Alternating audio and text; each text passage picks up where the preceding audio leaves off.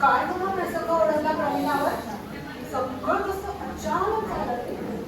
5 मिनिटात सगळं आटोपलं. हार्ट अटॅक होता म्हणे. अगं आजपर्यंत तिचे मिस्टर सगळी बाहेरची कामं करत होती. तिला कधीच काही करावं लागलं नाही बिचारी प्रवीणा. आणि आता बघ ना काय ते की तिच्या घरी 2 मुलं आहेत ना ग. मुलगी शिकते आणि मुलगा नोकरी शोधतोय. म्हणजे तसं काही काळजी करायचं कारण नाहीये. घर आहेच आणि बँकेत पैसे असतीलच नाही का. अगं मागच्या महिन्याभरात ती फारच गोंधळली होती. कधी बँकेतच गेली नाही ना. आणि आता तिथे गेल्यावर कळलंय की तिचं काहीतरी नॉमिनेशन वगैरे होतं. म्हणजे कुठला तरी एक फॉर्म भरला तर तिला पैसे मिळतील, पण लगेच काही तिला पैसे वापरायला मिळत नाहीये. आणि ती बँकेत कधी गेलीच नाही, म्हणून तिला सारखी कोणाची तरी मदत लागते ग. अगं बँकेचे काही लोक म्हणत होते नॉमिनी हा पैशाचा मालक नसतो, तर नॉमिनी हा पैशाचा विश्वस्त असतो म्हणे. आता ही काय भानगड आहे? नवरा गेल्यानंतर त्याचे पैसे बायकोला मिळणार नाही तर कोणाला मिळणार? पण हे काहीतरी नवीनच ऐकतेय मी. जाऊ दे ग, निदान घर तरी आहे डोक्यावर. हे काय कमी? आता नवरा गेल्यावर ते बायकोलाच मिळणार ना. पण मला असं समजलंय की घराची कागदपत्र काही तिला सापडत नाहीये.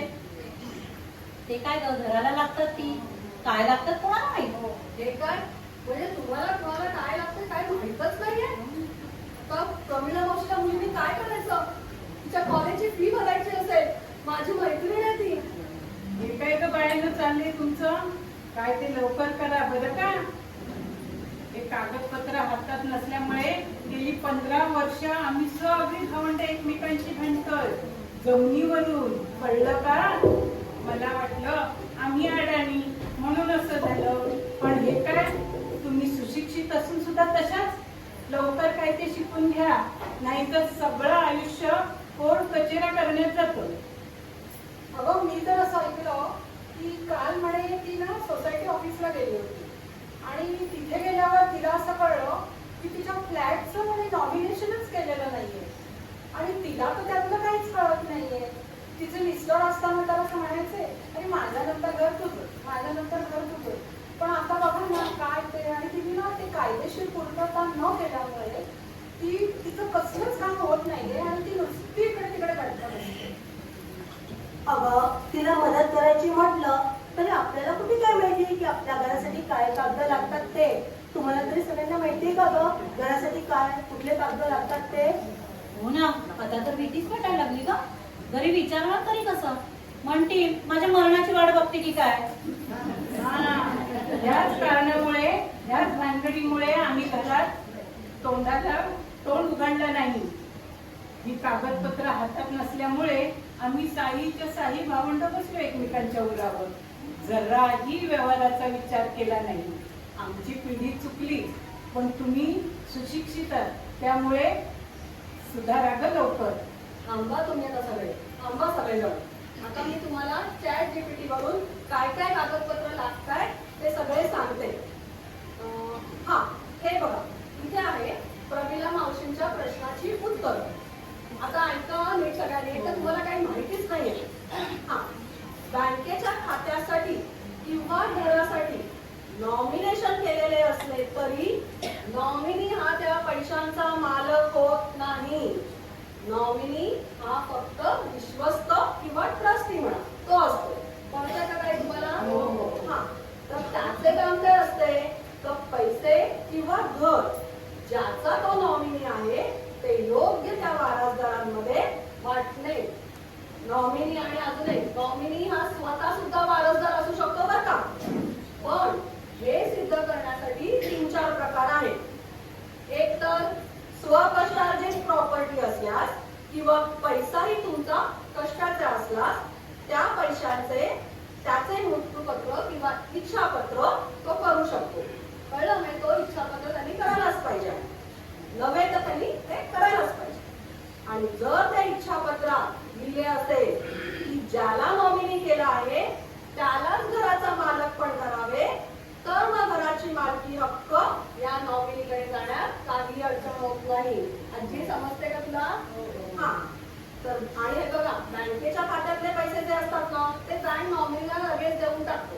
त्याच्यात काही अडचण नॉमिनीचे पैसे देण्याच्या आधी बँकेच्या नॉमिनीचे पैसे देण्याच्या आधी जर त्याच्यावर इतर वारसदारांनी कोर्टातर्फे स्टे आणला तर मात्र ती बँक त्या नॉमिनीला पैसे देत नाही आणि मग त्या कोर्टाची ऑर्डर येईपर्यंत सगळ्यांना वाट पाहावी लागते.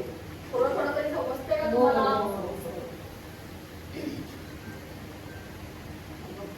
अगं गेल्या वर्षीची गोष्ट आहे, तुला माहितीये का? त्या 15 नंबर मध्ये राहणाऱ्या त्या तर त्यांचं तर ना मिस्टरांनी इच्छापत्रात नाव नोंदवलं होतं. म्हणजे पूर्ण प्रॉपर्टी त्यांच्या मालकीचीच होती. म्हणजे त्यांना तर वाटायचं आपणच झालो त्याचे वारसदार म्हणून. पण ना काय झालं, आणि आपल्या मॅनेजमेंटने सुद्धा तिचं शेअर सर्टिफिकेटवर नाव नोंदवलं होतं. पण त्या जेव्हा घर विकायला त्यांनी काढलं आणि त्या मुलाकडे जाणार होत्या तेव्हा खूप अडचणी यायला लागल्या. म्हणजे असं त्यांना घर विकत घेणारे होते, त्यांना बँकेचं लोन घ्यायचं होतं. पण बँक म्हणत होती की त्यांची घराचा मालक असल्याचं तिच्याकडे काय पुरावा आहे.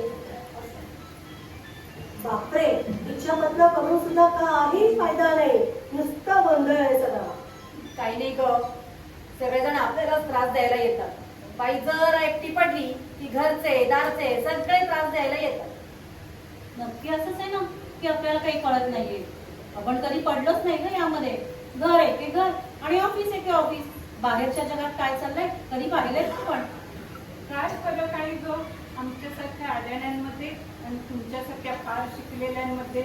एवढं तुम्हाला कॉलेजला पाठवलं, शिकवलं, पण काय तुम्ही आमच्यासारखेच काही येत नाही आणि काही कळतही नाही. चुलीत घाला तुमच्या डिग्र्या. थांबा तुम्ही सगळं. हे आजी आणि लगेच त्याच्या डिग्र्यांवर बसू नकोस ग तू. करते माझ्या शिक्षणाचा उपयोग. आता हे बघा, मी तुम्हाला पुढची सगळी प्रोसिजर सांगते बरं का. आता नीट लक्ष देऊन ऐका. आजी नीट लक्ष दे का. आता जरी आपले नाव इच्छापत्रात असेल तरी तेवढ्यानेच काम होत नाही बरं का. तर आपल्याला निधन पावलेल्या घर मालकाचे कागद म्हणजे काय, आपलं सेल अग्रीमेंट, त्याचे डेथ सर्टिफिकेट आणि इच्छापत्राची कॉपी. काय काय लागते? सेल अग्रीमेंट, डेथ सर्टिफिकेट आणि इच्छापत्राची कॉपी. कळते का?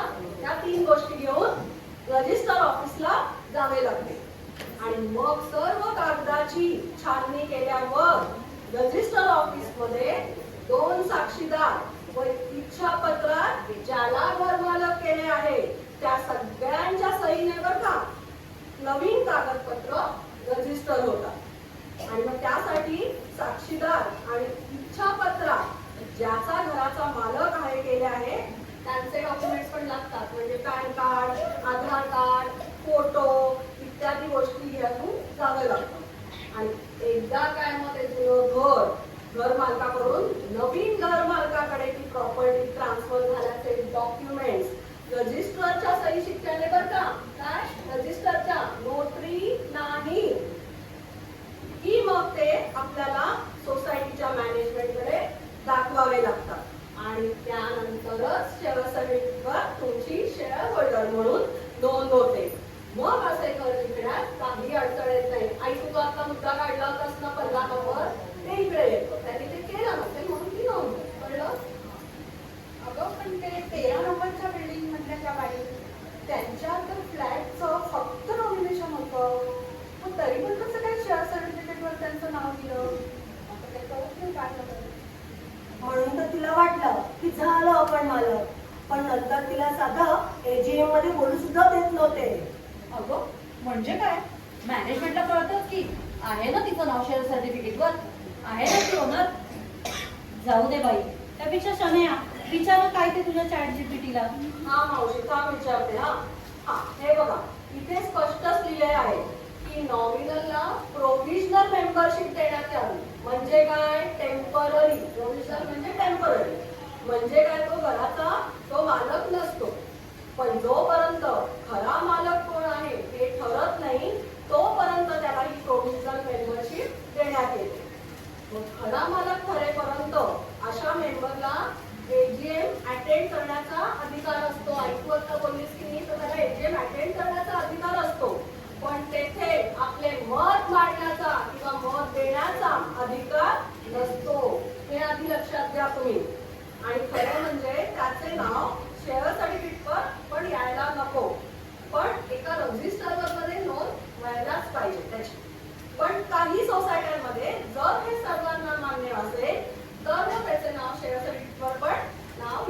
येते. पण त्याची नोंद ही प्रोव्हिजनल मेंबरशिप टेम्पररी म्हणूनच झालेली असते. काही कळतंय का तुम्हाला? थोडं थोडं तरी समजून घ्या तुम्ही या सगळ्या गोष्टी. म्हणजे एकूण काय, तर प्रॉपर्टी असो किंवा बँकेचं खातं असो, नॉमिनेशन फक्त काम होत नाही. म्हणजे नॉमिनेशन तर हवंच, हो ना गं? पण इच्छापत्रात सुद्धा त्याची नोंद असायला हवी. बरं, इच्छापत्रात नुसती नोंद असूनही चालत नाही. तर ते नोंद असलेलं इच्छापत्र घेऊन आणि बाकी सगळं जे आवश्यक कागदपत्र आहेत ती सगळी घेऊन रजिस्ट्रारच्या ऑफिसमध्ये जाऊन ती प्रॉपर्टी आपल्या नावे करावी लागते. बरोबर आहे. बापरे, एवढ्या सगळ्या गोष्टी करायच्या असतात हे तर माहितच नव्हतं. उगीच नाही आम्ही कोर्टाच्या वाऱ्या करतो. वर्षानुवर्ष चालले तेव्हा शाण्या व्हा हं.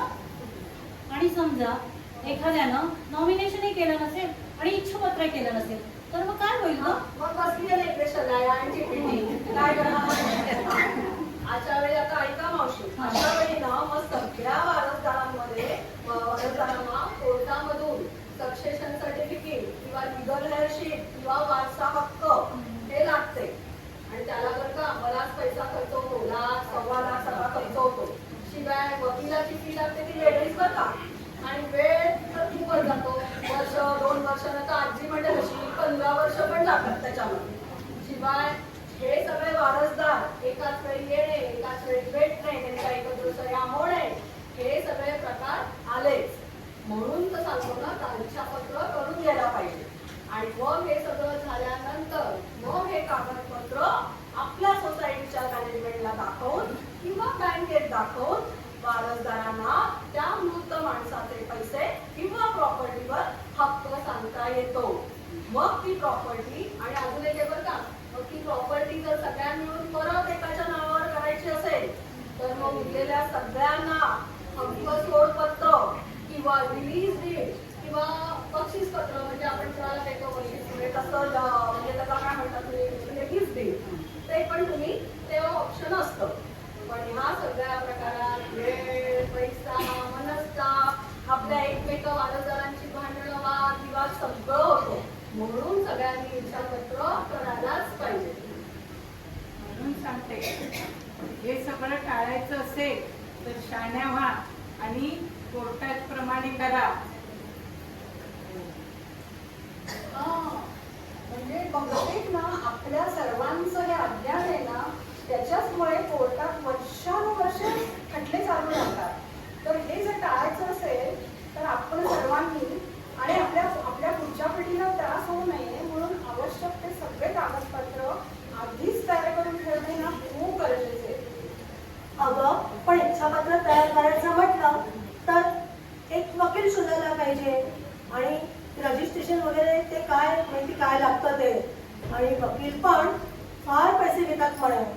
आणि इच्छापत्र जर कदाचित आपल्याला बदलायचं असलं तर मग कसं काय आणि कसा काय निर्णय घ्यायचा की कधी करायचं इच्छापत्र ते? अगं, पण ते स्त्रीधनाचं माहितीये का तुम्हाला? ते जरा मी तुम्हाला सांगते ना, आणि ते पण बघू. मावशी, मला वाटतं मागच्या वेळेस तू प्रश्न केला होता स्त्रीधनाच्या बाबतीत. ते काय का तू विचारलं होतंस मला? अगं, मी काय म्हणते की स्त्रीधन पण आता त्याचे आपल्याला इच्छापत्र हे करता येतं ना? हो, त्याचं पण तुम्हाला सांगते मी आता. स्त्रीधन म्हणजे फक्त काही लग्नात माहेरून मिळालेले सोने दागिने नव्हे बरं का, तर लग्नाआधी किंवा लग्नानंतर त्या स्त्रीला मिळालेले सर्व प्रकारचे दागदागिने, वस्तू, तिने स्वतः कमवलेल्या वस्तू, प्रॉपर्टी किंवा तिला संपत्तीने विभागणीनुसार मिळालेली संपत्ती, म्हणजे कसं वडिलोपार्जित असते, अशा सर्व स्त्रीधन मध्ये येतं. आणि मग या स्त्रीधनावर फक्त त्या स्त्रीचा अधिकार असतो आणि त्याचे इच्छापत्र तिनेच करणं अपेक्षित असतं. आणि मग ते न केल्यास मग वारसा हक्काप्रमाणे, कायद्याच्या प्रमाणे ते सगळ्यांमध्ये विभागणी होते. कळतंय का तुम्हाला थोडं थोडं? तर त्यामुळे इच्छापत्र सगळ्यांनीच करायला हवं आहे. येतंय का लक्षात? अगो बाई, म्हणजे मला पण इच्छापत्र करायला हवं, नाही तर जाईल चोरापोटी. हो ना, हे तर माझ्या नावावर बघून सगळं.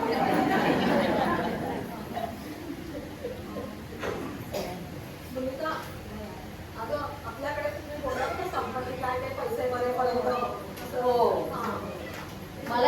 म्हणायचंय की ही जे आता आपण बोलतोय ही संपत्ती हा पैसा हे सगळं मरेपर्यंत आपल्याकडे थोडीच राहणार आहे.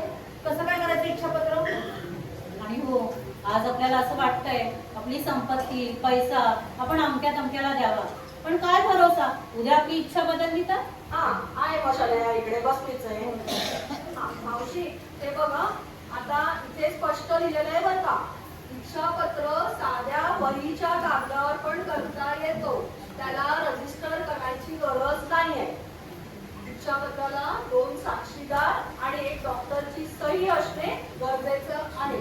तर ते 1 साक्षीदार आणि डॉक्टरची सही, आणि तो डॉक्टर मात्र शक्य तेवढा MBBS लागतो. आई कळतंय ना तुला? हा, तो डॉक्टर शक्यतो MBBS असावा. आणि इच्छापत्रात काही बदल करायचा असल्यास त्याला नवीन कागदपत्रांची जोडणी, म्हणजे काय पुरवणी लावतो बघ आपण कसं परीक्षेला, तशी पण तुम्ही करू शकता. त्याला लिगल भाषेत कोडिसिंग म्हणतात. काय कोडिसिंग म्हणतात. पण मूळ इच्छापत्र तुम्हाला कितीही वेळा बदलता येते. फक्त रजिस्ट्रेशनच्या इच्छापत्राचा एक फायदा असतो की जर ते इच्छापत्र हरवले किंवा मग वारसदारांमध्ये भांडण असतात, ते दाबून ठेवतात, तसं काही झालं तर त्याची कॉपी तुम्हाला रजिस्टर ऑफिसकडे उपलब्ध असते. परत त्यांचे साक्षीदारांच्या सगळ्या डिटेल्स किंवा त्यांचं डॉक्टरचं डिटेल्स हे तुम्हाला रजिस्टर ऑफिसकडे मिळतं. त्याच्यामुळे आणि अजून एक कसं असतं बघा की रजिस्टर इच्छापत्र तुम्हाला बदलायचं असेल ना तर ते आधीच तुम्हाला कॅन्सल करायला लागतं बरं का, आणि मग नवीन इच्छापत्र रजिस्टर करता येते. पण कायद्याच्या दृष्टीने बोलाल तर रजिस्टर किंवा रजिस्टर न केलेले इच्छापत्र दोन्ही चालू शकते. आणि रजिस्ट्रेशन जर फक्त केलं तर त्याची नॉमिनल फी भरायला लागते.